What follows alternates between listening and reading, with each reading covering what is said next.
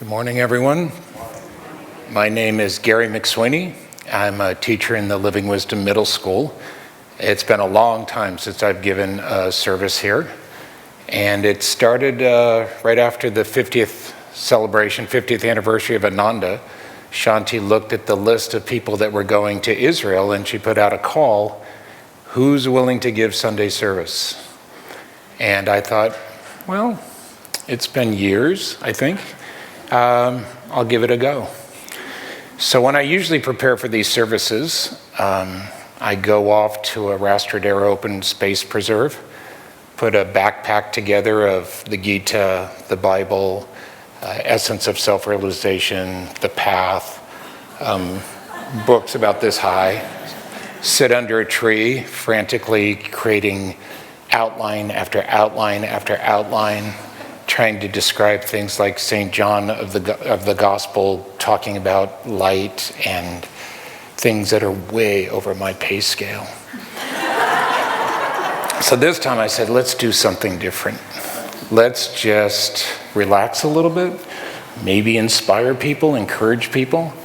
In my high school on Friday afternoons when we had a big football game, we'd all get together and they'd have coaches and athletes talk, and we would call it a pep rally. We'd try to get focused to beat SH, beat Reardon, beat Mitty, beat St. Francis, which I never thought of until recently, how weird that is to be chanting, beat, St. Francis. My son ended up going to St. Francis. We still have a rivalry. I went to St. Ignatius, and I was surprised in Saints That Move the World, St. Ignatius appears. I never knew anything about him, even though I went to SI. I never really paid attention, but he was a great saint. But before I begin the body of my talk, I wanted to share a story about Ram Dass. Ram Dass, we lost him. He left the body December 22nd. He was a great spiritual teacher in the 70s, 60s. And this Ram Dass was born Richard Alpert. And he went to Stanford University, graduated with a degree in psychology, and went on to work at Harvard with Timothy Leary, who was also a professor. And at that time, they were experimenting with the therapeutic value of hallucinogenic drugs, LSD, late 50s, actually, early 60s. At that time, LSD was actually legal, and everything they were doing was somewhat above board. But through that experience, Ram Dass, Richard Alpert, felt like it still hadn't answered his questions. It still didn't really, as profound as an experience it was, it didn't really satisfy his heart. So he ended up going to India, and there he met Neem Karoli Baba, who turned out to be his guru, and many fascinating stories of miracles and miraculous things happened. And his instruction from his guru, at least one of it, was always tell the truth, and let's start an ashram without walls. So Ram Dass would just lecture and go around and write books, Be Here Now, Grist for the Mill. He did work with the Seva Foundation, trying to wipe out smallpox, worked with prisoners, teaching them meditation, just a lot of wonderful jobs in service to humanity. So this is a story Ram Dass told about the double-edged sword that is the media. Ram Dass was going on a speaking engagement tour of New Zealand and Australia. And whenever you go on any sort of tour like that, you need publicity. So they contacted the newspaper, or the newspaper contacted him and said, we'd like to interview you. So he said, great, I would love that. So they sent out a reporter and a photographer. And they sat down with him, talked to him, asked him some questions. And they said, what is your message? And Ram Dass said, well, it's really nothing new. Vedas, Bible, Gita, it all says the same thing. Love people, serve humanity, be kind, be compassionate. Reporter, was jotting down notes, photographers taking pictures. And he says, so, but who are you? Why are you the messenger? And he said, well, I'm really nobody special. It's just that I had the good karma to find Neem Karoli Baba, and he encouraged me to go out and use my celebrity, so to speak, my mind. He had a very keen intellect, and maybe help people. So the interview ended, they shook hands, thank you very much, they leave. Next day, Ram Dass opens up the paper, and there's a review. Nothing new from nobody special. And he said on top of that, the photographer took this picture, or used this picture where one eye was closed and his mouth was open. And he said, that's the media. You know, they love you, but it's a mixed bag. So as I said, the 50th anniversary was kind of the kickoff point for me, and I started to think, as a framework, similar to what Asha did in her book, The Light Bearer, I would just go through a chronological story of my time with Ananda. I was rather surprised as I was preparing for this talk. I've been with Ananda now for 40 years. Hard to believe how very little I have to show for that, but on an outward level. I'm very grateful to ever be here and to have discovered this. And how did I discover it? Well, in 1969, when Ananda was founded, I was in 8th grade. But already there were these clouds of darkness on my mental sky, and I was troubled or looking for something, even at that young age, for something more meaning than I had found in anything that I'd been exposed to. And I had a pretty wonderful childhood. It's not like it was really tough. It was actually quite wonderful parents, great brothers, family life, good schools, etc. But there was something that was off. Well, it only got worse as the 70s went on. Through high school, again, a lot of good things, backpacking, rode my bike, body surfed, had friends, but there was just something that was really bothering me. And I didn't even know how to put words to it. So by the end of the 70s, I was really quite desperate. And I have a feeling that I'm not alone in the room when I say that. Most people don't come onto the path, you know, whistling a happy tune. It's oftentimes something that has pushed us onto it, or we're really looking. I've heard Asha speak many times, we all have. Last week, Doug Udistra alluded to it, his own personal search. So I finally kind of hit a low point. I was living up at the Russian River in Pocket Canyon on Highway 116 in this little cabin. And I woke up after one particularly challenging night, and I woke up and there was this little picture of Master on my bedstand. And I just thought, I have to do something. This has to stop. This really has to stop.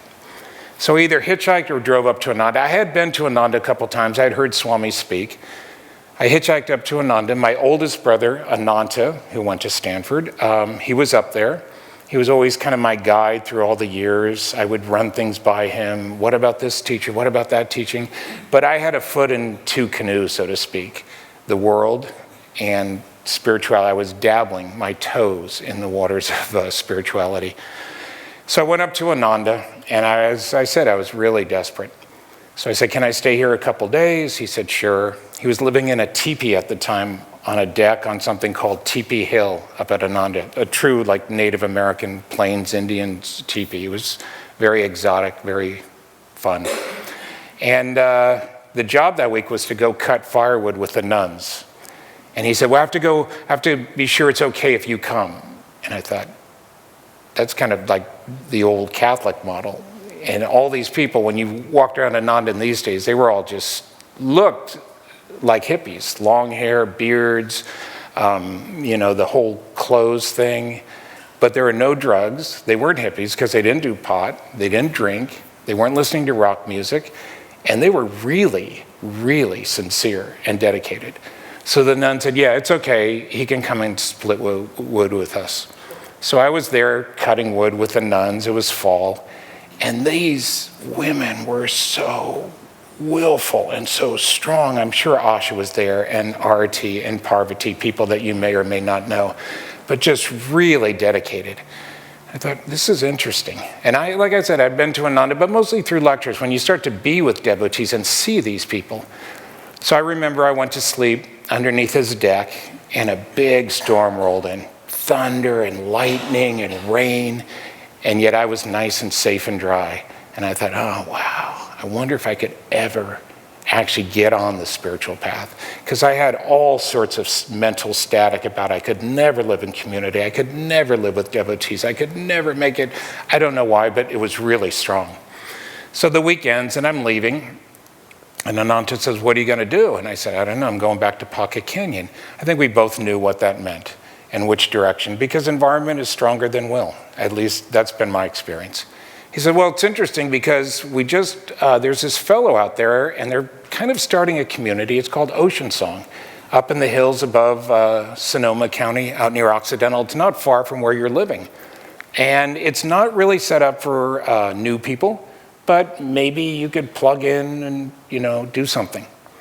So I worked up the nerve to go up to Ocean Song, and they did bend the rules. Vidura bent the rules. He said, okay, you can come. There's no program. There was nothing like work study or anything. It was just about 6 or 7 people on 200 acres or whatever it was. Beautiful land, farming, just trying to get something started. Very, very early stages. It was perfect for me. So one bizarre incident happened. They start talking one Friday about the monks are coming. The monks are coming.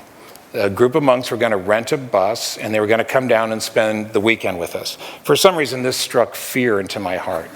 What am I going to do? I don't know these guys. They're going to come in. It's going to be awkward. I got to get out of here.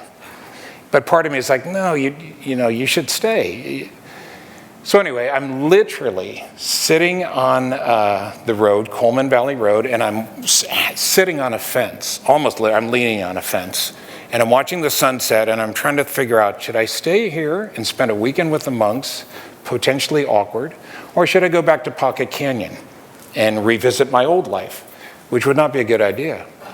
Just then, a car pulls up, and this guy jumps out of the car. I've never seen him before in my life. He's absolutely livid. And he pulls out a rifle. And he tells me that he's going to teach me a lesson and that I don't know who I've been messing with. And I'm thinking, I really don't. I don't know what you're talking about. I thought he was on drugs or crazy. It turns out later, I'll close the loop. But he's sitting there, and I'm not even scared because I'm kind of in a state of shock, and I'm just like, what's going on? And he cocks the rifle because he can see, now there's a bullet in the chamber. Now it was just really, bizarre. But then out of the corner of my eye, this other car pulls up. And he's looking at me, and he's looking at the car, and he's looking at me, he's looking at the car. He goes, hey, this ain't the same guy. He goes, what do you mean? He goes, that was a Toyota, this is a Volvo. He goes, really? He goes, oh, did you just see a Toyota drive by? I said, no, to be honest, I didn't notice. He said, oh, it's cool, man. And he reaches out, and he shakes my hand 70s style. And I'm like, later, the nerves kicked in, but in the moment, I was just like, it was just so weird. So I still had the decision to make, should I go back to Pocket Canyon, or should I spend the week with the monks? And this little nudge from Divine Mother, I said, oh, why don't I spend the weekend with the monks? So I did, and I got to know these guys, and they were wonderful, and it was just this mental resistance to something. I don't know what it was. So I spent some time, not a lot of time at Ocean Song, but it was heaven. It was idyllic. It was very free. I went to the yurt temple when I wanted to. There wasn't a lot of structure, but a lot of great people. And I started to meet people and just see how really wonderful the spiritual path is. But my time at Ocean Song had to come to an end. My father had some sort of health issue, and we had a reinforcing steel business in San Francisco that I had been helping him run. He was ready to retire. That's a whole nother story. But Ananda House is opening up right at that time. So I moved back to San Francisco, my hometown, about a mile or so from where I grew up. All my old friends are there, my grammar school, my high school, everything, but it's an entirely different experience. And it's a 5-story mansion in Pacific Heights. Swami told the story. I have these little tapes, Treasures Along the Path, and one of them told the whole story. He was down in San Francisco to see if they could get something going in the city. And he felt that he had been there for enough time. If there was anything that was going to happen, it was going to happen by then. And he decided, I'm going back to the village. And he was going to leave a team behind, Joe, Tish, and Davy among them. They were paying $900 a month in the Sunset District in rent, and they were barely scraping by that amount. Some person who started to take classes said, oh, there's this house for rent, and I think it'd be perfect for an ashram. It's in Pacific Heights. It's $3,500 for the downstairs, an additional $1,500 for the upstairs. Sarah Landau is here, and she's one of the original pioneering members of the house, so she knows this story. And the meeting kind of goes, everyone's like, yeah, but sir, and Danny Levend is in the back of the room, and he just kept saying, this is crazy, this is crazy. And Swami himself, he said, just out of politeness to this person, said, I'll go look. I'll go look at the house. It seems way out of our ballpark, but I'll look. He walks in the door, huge, beautiful, old San Francisco house, and he says, this feels like home. So he put his will behind making it happen, and it did. And it served for about a decade. So the 70s for me was crazy. Ananda was getting established. The 80s was heaven on earth. It was Ocean Song followed by Ananda House. And Ananda House was communal living. All meals were together. You didn't even have any say over your roommate. You would come home and you'd have a new roommate sometimes. And sometimes your roommate would leave and you'd have the room to yourself for a little while. And that was heaven. But sometimes you'd come in and just like, oh, hi, who are you? Oh, well, we're roommates now. So it had its challenges, let's say it that way. But I absolutely loved it. I remember walking into the foyer after a day of work at the steel yard and just feeling like, oh, I'm home. And God's light was just shining through that house. And yes, there were many, many challenges. But that took us through the 80s. Then the 90s, it started with Ananda Palo Alto, the community down here. And it was a whole new model. And there was also at the same time a house in Atherton. There was Atherton House and Ananda House in San Francisco. And it was just fledgling, but it was the question before everyone was, can you take what's up at Ananda Village and have it in a city? It seems so self-evident now, but at the time people wondered. Because to move to Ananda in those days, it really took a commitment. Financial and energy. There were no jobs in Nevada County. There wasn't cyber commuting. You didn't make a lot of money when you went up there. It was a commitment. So the question was, well, okay, but now Ananda House, I mean, it's kind of easy to move in. Are the people going to be as dedicated? So the 90s were about establishing this community here. We had our church on California Avenue. It was an office building. It was wonderful. Everything east-west, another tape I put in, Swami told the story of purchasing east-west. He walks into the store. He'd been there many, many times. The woman who owns it says to him, have you ever thought about buying this? Would you ever run a bookstore? He said, we don't really know anything about running a bookstore. She said, yeah, but you guys have the right vibration. Ananda people have the right vibration. So it was something like $40,000. So at the same time we're trying to raise first and last for Ananda House, which would be, what, 10,000, we had to raise 40. And I just thought, this is crazy. How are we ever going to get money like that? But Swami was tremendously courageous and a good energy, and we attracted it, and we made it work. So what happened during the 90s? Well, we started a school. Again, I look at my karma. The fall that I needed a school for our son, Living Wisdom School started. I'm not going to go into the miracle after miracle after miracle that's happened in and around that school. I now realize I've been teaching. I just started my 20th year teaching. And I make it a point every year for the end of the year ceremony that I'm the person moving the mics for the kids because I get a front row seat.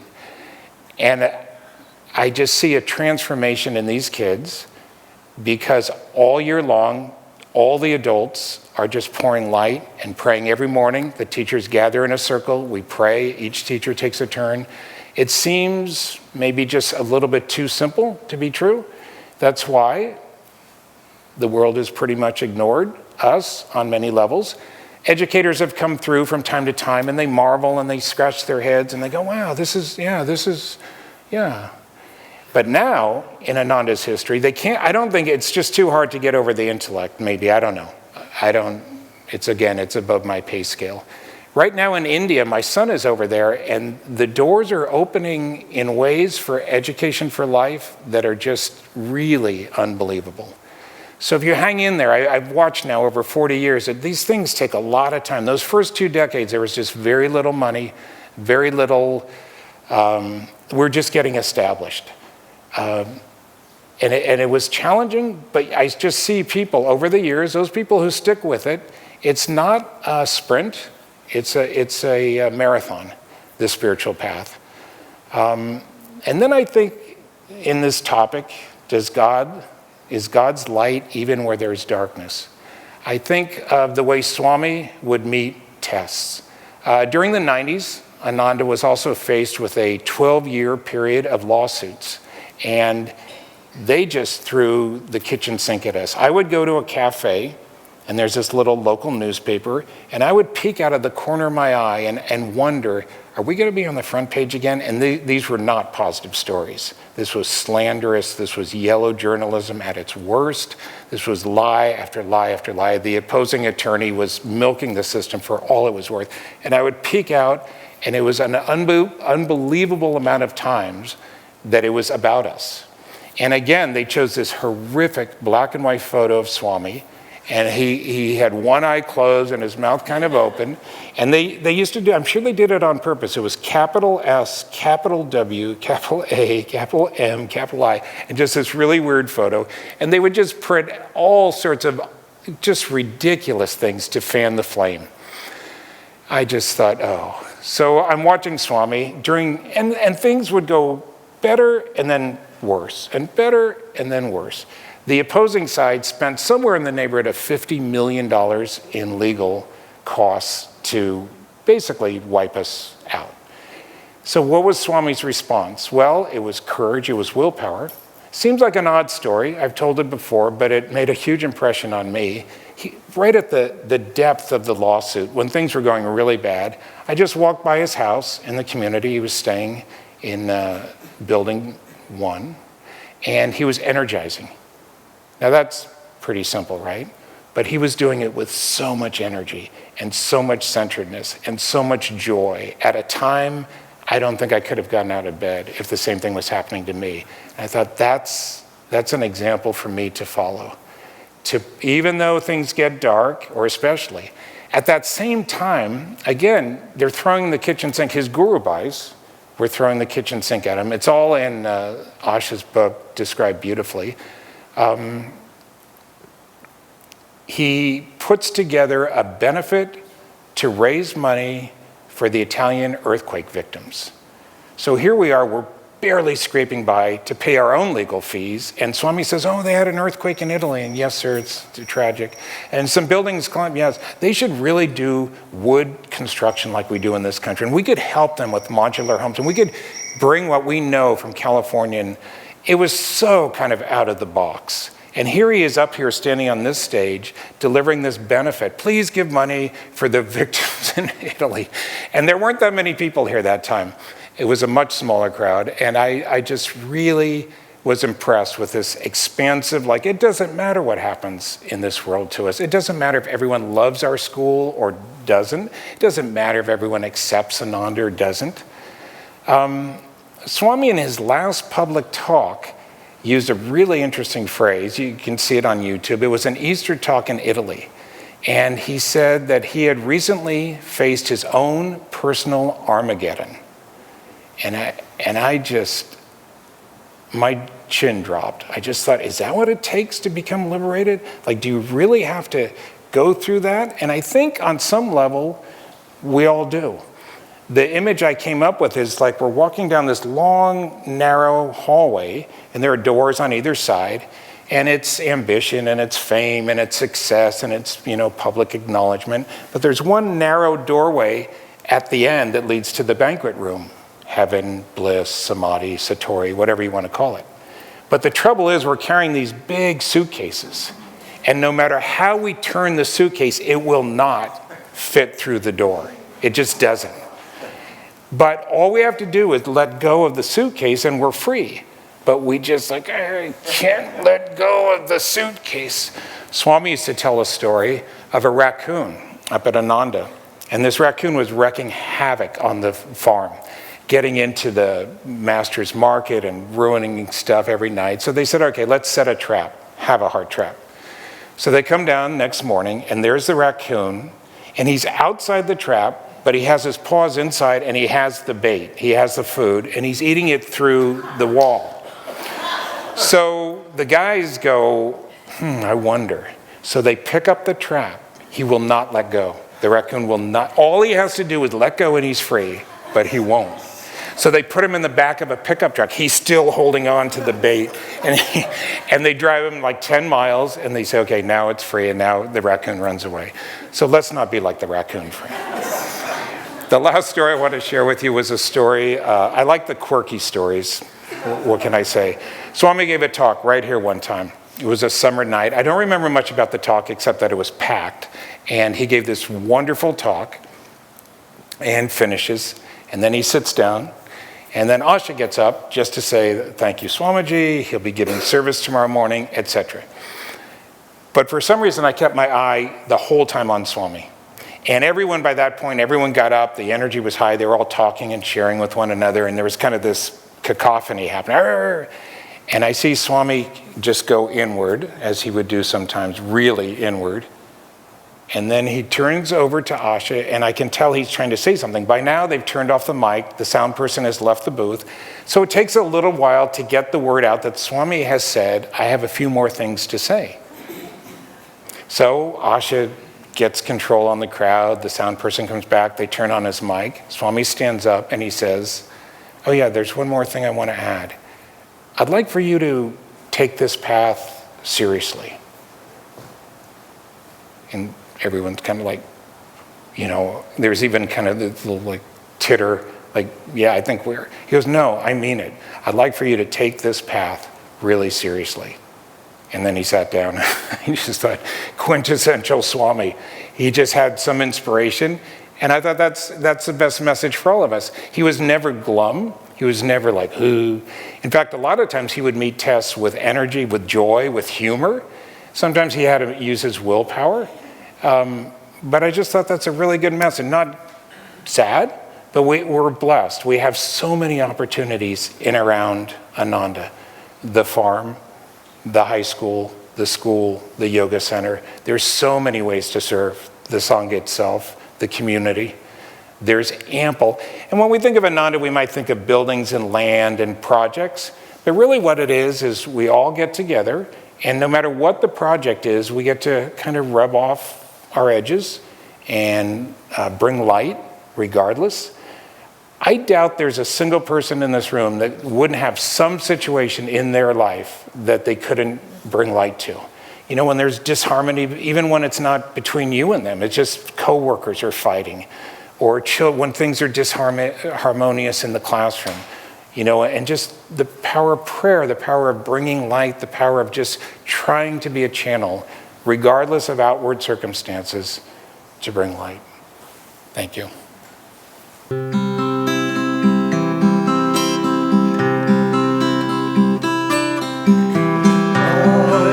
A dream, time like a stream carries our burdens away. Never despair, joys everywhere. Love can befriend you today.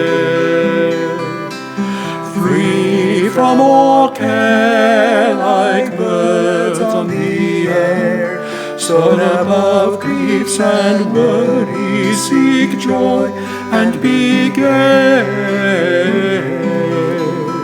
Often on earth, things of great worth, worldly ambitions defy.